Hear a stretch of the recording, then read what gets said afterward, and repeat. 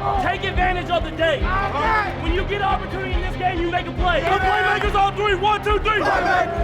Touchdown, Kansas City! The Chiefs are right in the thick of it, baby! Welcome to this episode of Defending the Kingdom. Mitch Holthus, voice of the Chiefs, with you, along with the man we call the shop, the barber shop, the barber, the Spider-Man, Shawn Barber, 10-year National Football League veteran. In this episode, we're entitling Check the Box. Dominate the division. It's Raiders Week, baby. A reminder that those cool headphones that you see Shawn wearing, and oh yeah, I've got a pair too, are these Bose 700 headphones. Like no other headphones I've ever had. It's not even close. You can go to Bose.com and check it out. We're getting close to the holidays. What a great gift idea. I've actually seen them at some retailers too. 11 levels of noise cancellation. Whether you're listening at low volumes or really want to turn it up. Your music sounds just as it should. All right, Barbershop. It is Raiders Week. Last week when we talked about the two Hall of Fame head coaches who met on Monday night, we talked about how they dominate their divisions. Andy won the NFC East 8 times in 14 years in Philadelphia.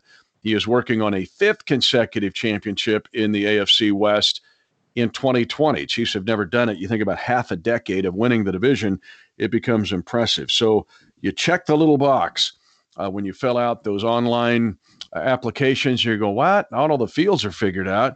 They're not all. Oh no, it's a little box at the bottom. Check that box, and that means dominate the division. Let's just put it this way: with this Raiders week, if the Chiefs beat the Raiders Sunday at noon, Kansas City, 5 weeks into the season, will have a 3-game lead on everybody else in the division. Only one team can even have that possibility, and that would be the Buffalo Bills. What about checking the box, Shop, and dominating the division and beating the Raiders? Every season starts the same way. A coach putting together a priority list. What do we need to do? Come to training camp, build a team, fortify the offense, build depth in the receiver core, make sure Pat is still evolving, make sure the running game, the passing game, make sure this is the second year of Coach Spags' defense, special teams, make sure they are still persisting, develop the punting game. So those are the checklists going into the year. But when you talk about game by game, week by week, we talk about checking the boxes. And when you look at the season as a whole, the thing you know you're going to face is you're going to face your divisional foes twice a year. And when you talk about checking the box, you want to make sure you take care of business against your division. If Andy beats the Raiders this week, beats his old buddy John Gruden this week, he'll be 13 and he'll be 13-2 against the Raiders, and the Chiefs will go to 29-3 against the AFC West in the last 32 games. That obviously cannot be ignored. I want to ask you, because I love talking to former players of the Chiefs about the Chiefs-Raiders rivalry, excuse me, and the fact that it is Raiders Week, and looking back at your time as a Chief and what Raiders Week meant to you. Well, Raiders Week was something that was very monumental. It was a culmination of a storied franchise rivalry. It's kind of like the Hatfields versus the McCoys. Two franchises hated each other. Not many players going from one organization to the other. Just once you wear the Chiefs colors, you just didn't feel right in the black and white, right? The silver and black anymore. And I think the same thing felt for Raiders player. Once you went to Oakland or was part of LA or whatever, the numerous amount of cities the Raiders have been in now, the Vegas Raiders, and wore that silver and black. It was almost just it's kind of like when you eat aluminum, you get that metallic taste in your mouth. Putting on a Chiefs uniform after wearing the Raiders uniform, it just gave you a metallic taste, something that just didn't sit right in your mouth, your stomach, your mind. It just didn't feel right. And it became because every time we played those guys, we knew throw the records out the door. It didn't matter if it was the first-ranked offense versus their 30th ranked defense. It was going to come down to the fourth quarter, a one-score game, and who was going to make the mistake, who was going to make the play. We knew that every game, the weather games and the sacks and the big plays, the interceptions, the late turnovers, every game came down to who was going to execute in the fourth quarter. And when I was here with Kansas City, it was the Chiefs. 3-0 versus the Raiders, I think. You got a photo. Rich Gannon, I love Rich. Great dude, great broadcaster now. There it is. Woo! That's some nasty there. You sacked Rich Gannon twice. Was that it for Rich when you hit him? He just got the Super Bowl the year before with the Raiders. Oh, my goodness. That's for real. Had the opportunity to come off a blitz. They called I think we called a saw blitz. Sam and Will coming off the edges.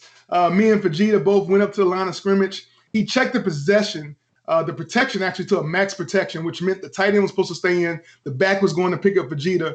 Well, that tight end didn't get the check. And so that tight end released. I came off that right edge, kind of put my face mask right into that shoulder socket, drove him into the ground. Fumbled. They recovered it, I think. But that was one of 2 sacks on the day for me for that game.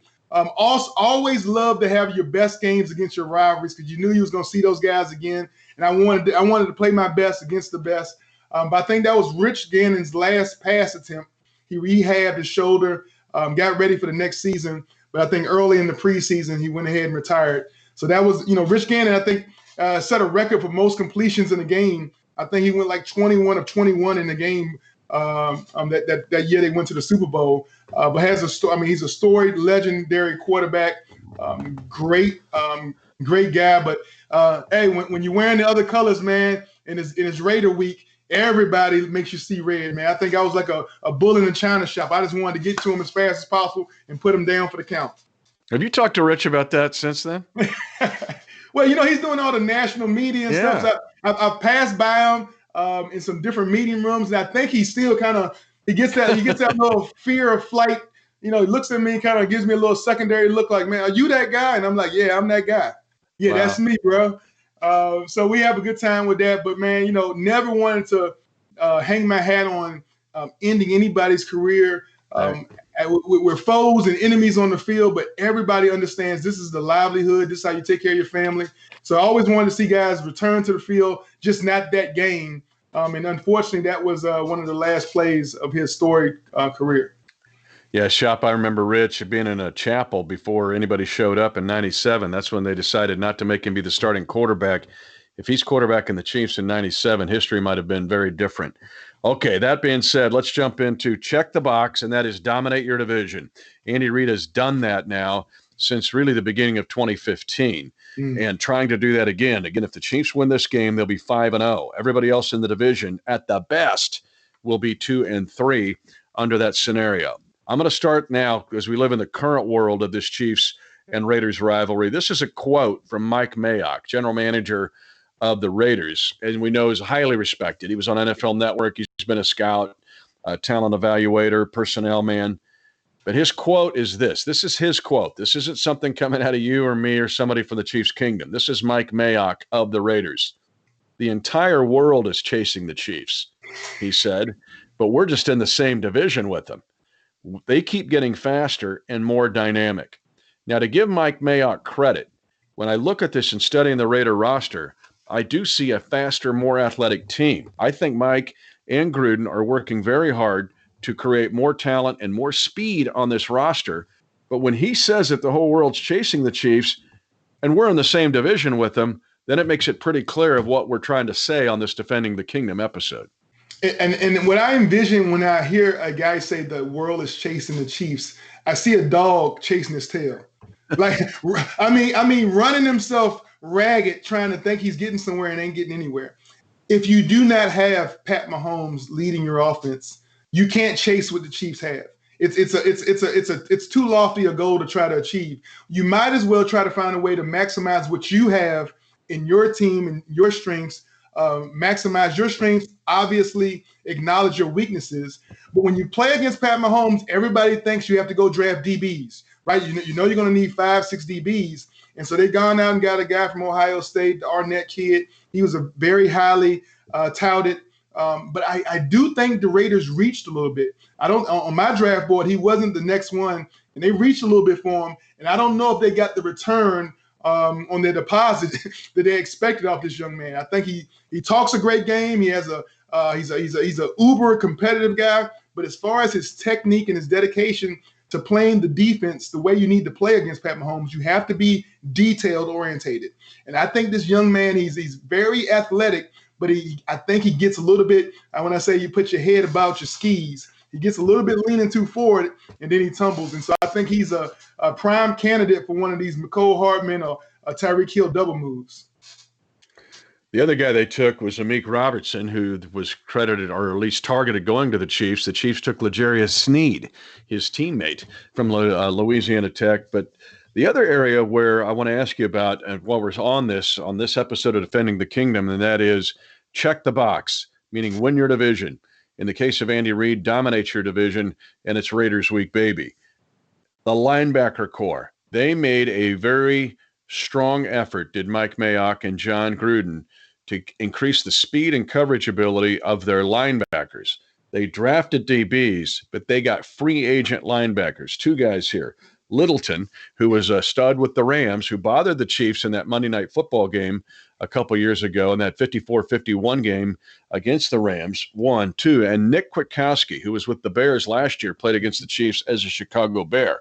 That was a move by Mayock in the second level of the defense to try to be more of a coverage in there, particularly with Travis Kelce. Yeah, but I see the moves they made. It's almost like 2 steps forward to make 1 step back. You know what I'm saying? So 2 steps forward, they got these 2 linebackers, Littleton and the guy from the Bears, but they took a big step back because they lost Whitehead. Tahir Whitehead was one of the most, I think he was one of the most fierce competitors. He was a guy that in our division, everybody had to know where this guy was because he was a playmaker. He could rush a tackle in space. He was just a fierce competitor, and they obviously had to lose out on him in order to acquire these 2 other pieces. And I think they're doing well. You know, the overall the defense, it's kind of very similar to that Cincinnati Bengals defense from because Gunther came from there, right? So he brought that Cincinnati defense. It's a very aggressive, a lot of man, a lot of blitz packages. But again, I think that's what kind of falls into Pat Mahomes' lap. He loves the pressure. He loves an opportunity to make you pay for bringing too many guys and leaving his guys one-on-one. He can acknowledge and observe and recognize where's the weakness in the defense, what's the one-on-one I want to attack, and then we have the receivers to make you pay, not with a first down, but with a touchdown. We have seen that, you know, and Gunther's approach is much like the Ravens' approach, right? It is. And when you look at the 3 where it's not been super high productive offense, but still winning with his last game. And we know Belichick does 1,000 different things, but still some zone man combo. And that safety's at 30 yards, dude, bailing out to like 40. When I watched the video, I was like, where is he going? Because they were not going to get beat deep in that game. They still got beat deep at that second to third level. But then you look at what the Chargers did in that week 2 game, and it was like the 49ers and what they tried to do in Super Bowl 54. So the question is, before we leave this part of this game and trying to dominate these guys and get another win over them, and for Andy to go 13-2 against the Raiders, they're up front guys I'm impressed with, though. Now, Maurice Hurst has tested positive for the COVID-19. He's on the COVID-19 list, and I really like him. I mean, he's got a high-energy guy, but you got Mad Max Crosby, 10 sacks a year ago. They get Carl Nassib, former Tampa Bay Buccaneer, but I do think up front they can bring some pressure. Man, Mad Max is kind of a reincarnation of our own Jared Allen. You talk about what Jared Allen brings to the field, that rodeo cowboy tenacity, that energy, that excitement. Obviously love playing off the energy of the fans. Mad Max is that same guy. He's always coming, has great body length. He's so tall, gets his hands on balls. He's a guy you have to account for with probably a chip or a double team, a tight end delay, something to keep him that initial rush from getting on pat and getting in his way. But beyond that, I think you're right. Having the COVID guy go down, that's going to really soften up the interior of their defensive line, and it might open up just enough space for Clyde Allaire to create some vertical seams in our rushing game. And if we can run the ball, then that just opens up the passing game. So the philosophy on offense is either you pass the ball to open up the run game, or you run the ball to open up the pass game. I think with the Raiders, because they're not overly dominant in any one level, we can pretty much do whatever we want on a consistent level. And as long as Pat doesn't get too greedy, take too many chances, take what the defense is giving them, and then in the red zone, go back to that running game and really pound it inside where we know they're soft. The underbelly of the beast has got soft, and we got to be ready to attack it. Yeah, the things I'm going to watch in this game in that regard are, can we block a four-man front and run the ball like Houston? Yes. Because you're going to, we'll see what they do, but we've seen a lot of four-man fronts here. And then two, protect against the Gunther blitz schemes. But then also, if they just rush three, there's times that three guys have got to us. And so we got to block the three or four-man fronts in this game. All right, let's flip it over to the other side. And I love it when you spray out the shop wisdom. Right? It's like sitting in the barbershop when you're hearing, it's that scene in the old movie Barbershop. I love it. Who's the older guy sitting in the chair and he's just like full of wisdom and everybody's listening to him. I love that movie, by the way. But the wisdom you're giving me here is, all right, the Raiders can go try to draft and get free agents to try to deal with Patrick Mahomes, try to be like Patrick Mahomes, or do what you do and try to do it at the highest level. And on the offensive side, we're going to start here with Derrick Carr. Yes. When I look at Derrick Carr, now we got GDC and we got BDC. That is good Derrick Carr, bad Derrick Carr. The good Derrick Carr is his completion percentage in 4 games, brother. Mm-hmm. Listen to this: 73, 75, 74, and 73. He was second in the league last year in completion percentage. That's good Derrick Carr. 8 touchdowns, no picks. Good Derrick Carr. Bad Derrick Carr, 3 lost fumbles in the fourth quarter. 3.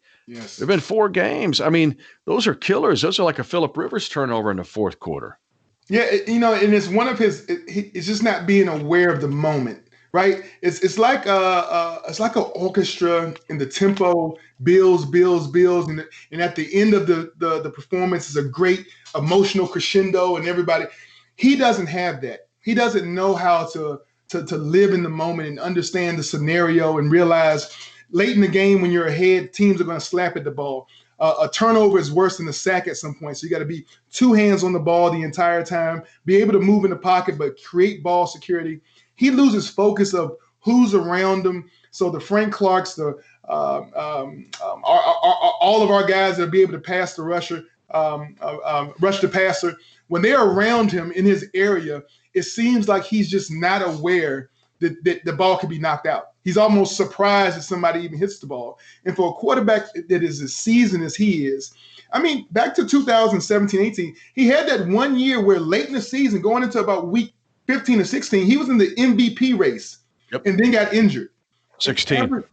2006, and ever since then, it's been like Dr. Jekyll, Mr. Hyde. You just don't know which Derrick Carr has got off the bus. And if it's a good one, you got to play sound. You got to cover your people because he's been able to feed the tight end, feed the running backs. He's been able to move the ball down the field, and he's mobile enough to make you pay if you aren't really dedicated and disciplined in your rush lanes. So he has all the skills and ability, but when it comes to the mindset, the mental part of the game, of being able to just live in the moment, rise to the occasion, and make that big play, that's where he has failed over and over again. And I think come Sunday, again, when it comes to Derrick Carr rising to the occasion, trying to knock the Chiefs off of their undefeated season, again, I think our defense with Coach Spags putting together a great game plan will be very tough for Derrick Carr and the Raiders to reach the end zone.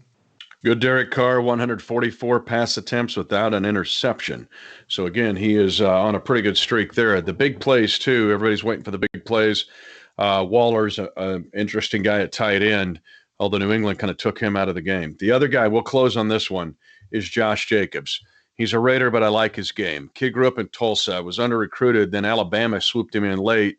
This dude's for real, 5'10", 220. We saw him last year in the game out there have a real effect on the game. So this goes back to your wisdom barbershop point of, okay, how can we beat Kansas City? And to me, it's Josh Jacobs. What I saw them do to Buffalo when I was watching that game, they made Buffalo go small, 3 wide. We know the receivers they've got, and Ruggs, the kid out of Alabama, good rookie, if he's healthy. But they make you go small. So they're going to reduce you, go to DBs, and then run him. What about if they make you go small and run Josh Jacobs, of keeping him from wrecking the party? Like you said, they go to different personnel packages by putting Renfrow out there, Edwards out there. They have some young receivers they're going to try to go 4 wide to make you go to your dime and nickel package. And then they compress the formation and then go crack toss or go draw or run all verticals and then hit a check down. and try to get Josh Jacobs one-on-one in space with your linebackers. So they do a great job of trying to create the mismatches that favor their offense, which is Josh Jacobs kind of against the world. And then whenever they feel like you're in man defense and it's true one-on-one with their tight end, he's effective enough to always be open in one-on-one because he's got that tall basketball body, that great range of catch radius, and he's been one of these uber athletic after the run. I've seen him pull away from linebackers early against the Saints when he was matched up with the linebackers. But the Saints, when I go back to that game, that was one of the games I was rarely interested because it was a Monday night game, two undefeated teams. I thought the Saints was for real. I didn't know about the Raiders, but it was like the Saints went with the same two defenses calls almost entire game. Straight man, trying to pressure Derrick Carr, and allowed Walker and allowed Josh Jacobs just to have a field day on the run game, screen game, and then the crossing routes with the tight end because the safeties and the linebackers couldn't keep up with them. So being able to keep your eyes on those guys, playing a nice zone, keeping everybody in front of you, our front four, because we're 8 deep and we can keep shuffling the guys in, having a fresh four coming after the pass rusher, a fresh four on our run blitzes and our run schemes. I think our defense has really turned the corner as far as what the expectation of this defense is. It's no longer aiming for top 10. I think we know that we have the talent, the scheme, and the ability to be a top 3 defense in this league. That's yardage, that's points, whatever statistic you want to use, turnovers. We are just scratching the surface of how really good this defense can be with Coach Spagnuolo's philosophy, the skill level, and the way these guys have come together. They've come together like a family on defense, and it's no more the little brother mentality of this high-vaulted offense that we expect defenses, other teams' offenses to put up 30 points, and now Pat has to outscore them in the shootout every game. No. We're looking at keeping guys under 14 points. 14 points is the new target here, the new standard of excellence for this defense. To your point, and Matt Stat McMullen put this one out, since in this winning streak, 13 straight, which is the longest counting the playoffs in Chiefs history, the defense is allowing a league best 16.5 points a game, league best, and they've got 21 turnovers gained. So there's your point with this defense, and people are starting to rethink about Kansas City going, ooh, they got more than just Patrick Mahomes here. All right, it's Raiders week. Check the box, man. Keep dominating the division. Plus, wear your mask. That's right. Watch your distance. Wash your hands. Let's keep these COVID deals breaking right around the league. I got me nervous, man. Come on, let's go. Let's do this. The 3 W's. But let's do this, shop. It's Raider week. Check the box. Keep dominating the Raiders. Hey, if you see me out and about of town, just come to me and say, hey, Barbershop, what week is it? And you hear me say, it's Raider week, man. I'm excited. I'll be around town. Find me. Hey, Chiefs Nation, find me around town so you can come talk to me about it's Raiders week. Thanks to the folks at Bose. These 700 headphones are awesome. Great for your holiday shopping list. He's the man we call the shop, the barber shop, the Spider-Man. Find him around and he'll tell you what week it is. I'm Mitch Holthus, voice of the Chiefs. It's Raiders week. Let's run it back.